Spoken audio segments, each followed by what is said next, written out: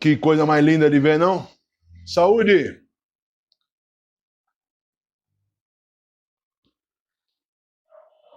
Por que Guinness? Por que St. Patrick? Qual que é essa relação? Hoje, 17 de março, comemora-se o dia de São Patrício, St. Patrick, o padroeiro da Ilha Esmeralda, o padroeiro da Irlanda. É uma data cheia de simbolismo, cheia de curiosidades, todas elas todas muito loucas. E aí, você conhece? Sabe por que essa associação? Qual que é a relação do padre com a cerveja? O que as cobras têm a ver com isso? Basicamente nada. Vou contar um pouquinho dessa história para vocês.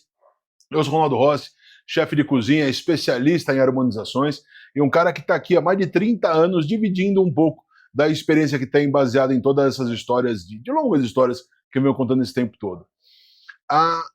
O dia de hoje é exatamente a data da morte do São Patrício. São Patrício é um cara que é o padroeiro da Irlanda, que nem irlandês era. As histórias começam muito boas daí para frente. Um cara que era nascido na Grã-Bretanha, provavelmente é real, todo mundo fala muito, ninguém tem muita certeza. Ele foi, vamos dizer, sequestrado, levado pelos romanos, e aí ele só voltou para a Irlanda como bispo. E dentro desse simbolismo todo, dessa história toda de ele voltar já como bispo, ele conseguiu fazer uma interação entre as questões que ele acreditava, como, por exemplo, as histórias dos druidas, as histórias celtas, esse cenário todo, assim, e ele foi fazendo uma associação, uma analogia entre os fatos. Por exemplo, ele colocou a parte do trevo de 3 folhas, dá para ver aqui, o trevo de 3 folhas, dá para ver o simbolismo da cartola do Leprechaun, exatamente por isso, simbolizando a Santíssima Trindade. Então, era algo que o Triscoe, tudo aquilo que os celtas já acreditavam, ele acabou juntando as partes e fazendo essa analogia para poder convencer o público, poder orientar melhor o público que estivesse dali para frente seguindo a religião católica. Esse dia ele sempre foi muito simbólico em relação à quaresma, porque ele sempre caiu no meio da quaresma. E aí a quaresma, para os católicos mais praticantes, é uma época do ano em que ele vai ficar mais recluso, vai fazer jejum, vai praticar caridade, ou seja, não tem muito a ver com festa, não tem muito a ver com cerveja, principalmente. Mas uma coisa que é muito legal da gente entender nessa história toda é que na evolução deste tempo foi permitido que as pessoas pudessem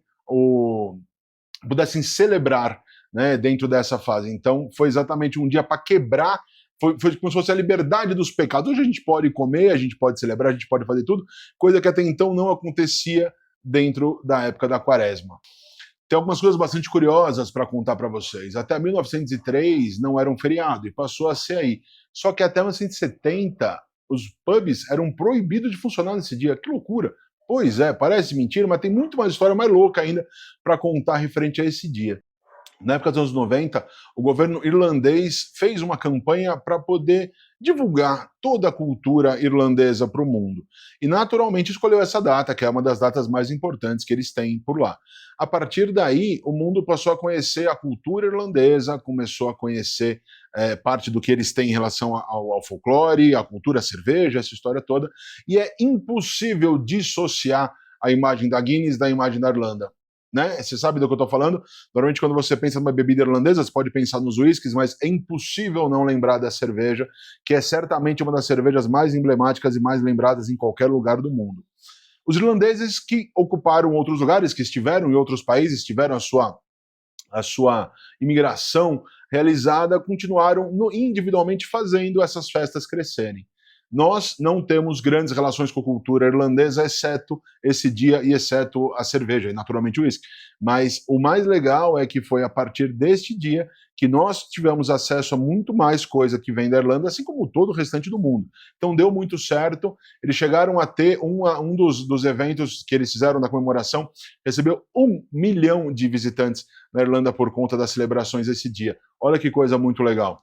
E o porquê que é uma história inusitada, do começo ao fim? Vamos pensar primeiro no verde. Verde Esmeralda, Ilha Esmeralda, aquela história toda associada com São Patrick. O São Patrício original usava azul.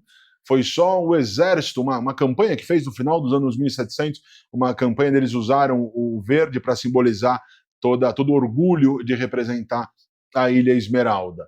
não tem nada a ver com a cerveja, não existia dry stout, não existia nem nada nesse estilo 400 e pouco, a cerveja era bem diferente daquilo que a gente tem como cerveja hoje em dia, e da mesma forma que ele, oferecida a ele a honra de ter eliminado as cobras da Irlanda. A galera, depende para quem se perguntar, vai jurar de pé junto que isso é verdade.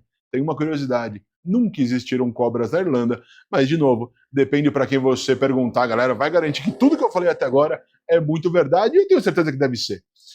Ó, o importante é ter uma cerveja boa nas mãos, se não for essa, for aquela que você mais gostar. Quer usar o Chopp Verde? Usa o Chopp Verde, que também não tem relação com nada, foi um marketing recente que fez, mas o importante é ter uma data boa para celebração, é ter os amigos reunidos e ter gente para poder brindar e comemorar a data. Mais cerveja, menos frescura. Valeu!